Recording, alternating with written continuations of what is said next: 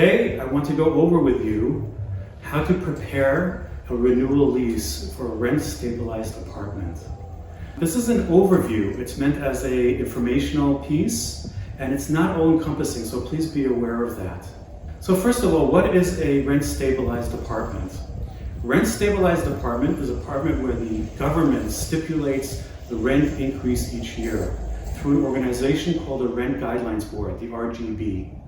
So this happens typically around the fall, and the RGB gives you the rates for a 1-year lease and a 2-year lease. And you use those rates in calculation with your current lease to get the new legal rent. We'll talk about that in just a second.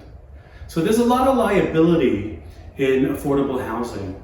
And how do you deal with that? The way that you deal with that is by being very meticulous and being very, very well organized. So for instance, you have to get a renewal lease form to the tenant about 90 to 120 days before their current lease ends. And you want to make sure it's within that time period. So we have countdown mechanisms in our systems that alert us whenever a lease is at 120 days. So we make sure that we never miss a renewal lease form. So you need to make sure you have the same as well for yourself. We have hundreds of leases, and it's very difficult to make sure that you're on top of each one. Now, before you go to the renewal lease form and start filling it out, I'd like you to do something else first, which I think is a better way to start. And that is, start with a rent history. So what's a rent history? Well, you're going to go to your files and get all the leases for that apartment that you're dealing with. And you're going to open up an Excel spreadsheet. You're going to put all the previous legal rents, the calculations that were made, and then also the new legal rent for each lease. So the reason that's such a great idea to do is, first of all, you do your calculations separate from the lease itself, which I think is a better way to go about it. You're less prone to making mistakes. The other thing is that annual registration through HCR, Housing and Community Renewal, each year needs the registrations for rent-stabilized apartments. So you'll have those ready for that time period. You don't have to create it at the point that it's due. Okay, so you go to the lease form and you get the previous legal rent. You get that from the current lease, okay? And then you make the calculation. So let's say for a 1-year lease, it's 2.5%. For a 2-year lease, it might be 1%. It changes every year based on RGB.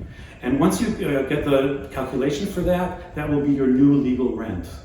You put that on the lease form. Okay, so the next thing you do after you're done with that is the security deposit. So there is a place on the renewal lease form for a security deposit, and you're going to put the current deposit there. So how do you get that deposit? Well, you should have bank statements that tell you each apartment's security deposit. Okay, and you want to take the total amount rather than just the original security amount. The total amount, that's the interest that's been accrued as well. Okay, so then there are 2 spots there, 2 open locations for you to write the additional security that's needed to bring them up to par. So for 1 year, you want to take the new legal rent, subtract the security deposit amount, and you'll get the 1 year, and then you'll do the same thing for a 2-year. Okay, so you have the security deposit, and you have the additional amounts for a 1 year and a 2 year. The next thing that you have on a lease form, on the renewal lease form, is your added charges. So what are added charges? Added charges are things like washing machine usage or air conditioning usage. Strangely enough, the government actually dictates what the prices will be for that. So right now for washing machine usage, it's $16.08. So you want to put that on the lease as well. And when you make your calculations, you're going to add that amount into the rent. So you're going to take the rent, you're going to take the additional charges, sometimes known as added rent, and then you're going to get the total rent. Pretty straightforward. So the next thing that we have is something called preferential rent. So preferential rent is when the tenant indicates to you that they're not able to pay the new legal rent, it's too high for them, you can bring that amount down. So for instance, if you're charging $2,000 a month and the tenant says, I just can't do this, you can give them a preferential rent of say $1,500 a month.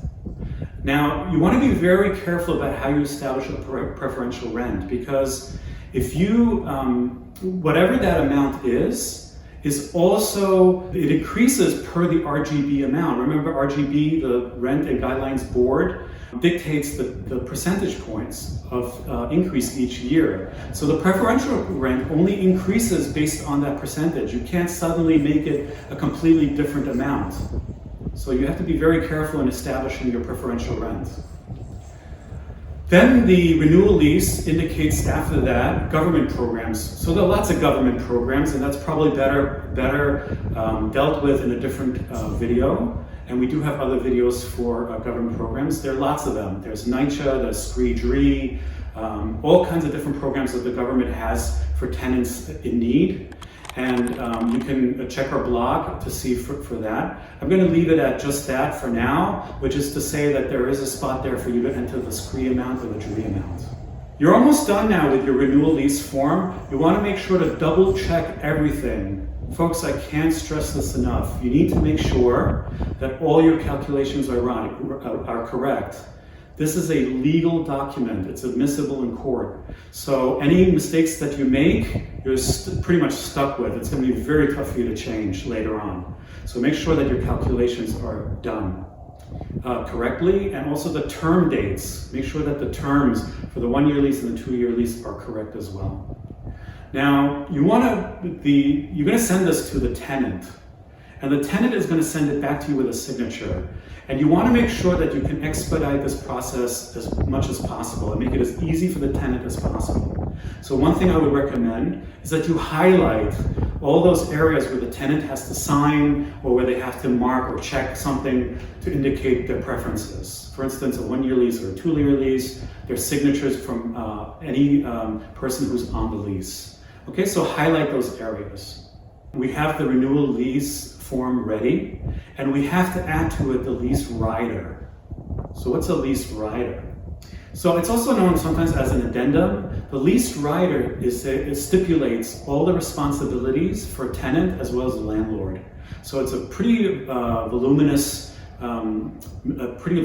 document. It's about, I think, 12 to 15 pages. And it gives you all the different areas of responsibilities and accountability and so on and so forth for both the tenant and the landlord. So you want to make sure you have that ready. There is a place for the tenant to sign as well, so remember to highlight that area. There are other riders as well.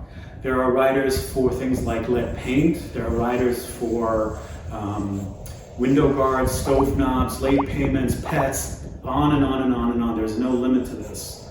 So make sure you have all those riders bunched up together with your lease and your lease riders, with your renewal lease and your lease rider as well. This is all going to go together in an envelope that you're going to send to the tenant. And on top of it, you want to have a cover letter.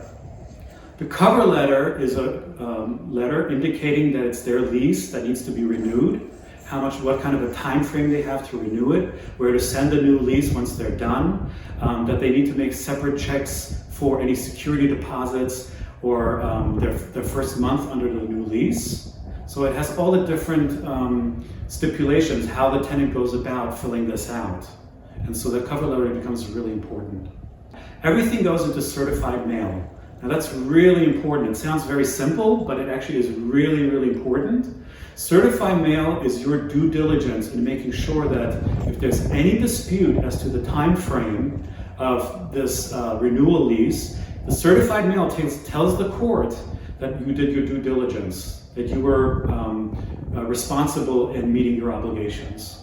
So it's really important that this whole packet, which is going to be pretty thick, this whole packet has a certified mail tied to it so that you're making sure that you take care of your responsibilities. So that's it. That's how to prepare your your renewal lease form for a rent-stabilized apartment.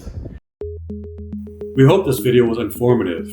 We are Premises Guardian, a property management company located in New York City. We specialize in managing multi-family buildings. If you are a landlord in the New York metropolitan area, come to the Landlords Workshop and meet us in person.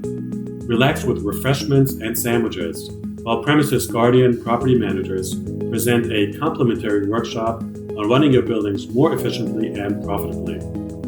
This is a fun, easygoing way for you to ask some questions or learn from questions others ask. The workshop is free of charge, but the maximum number of participants is limited to 15. Registration will be on a first-come, first-served basis. To register, please sign up on our website.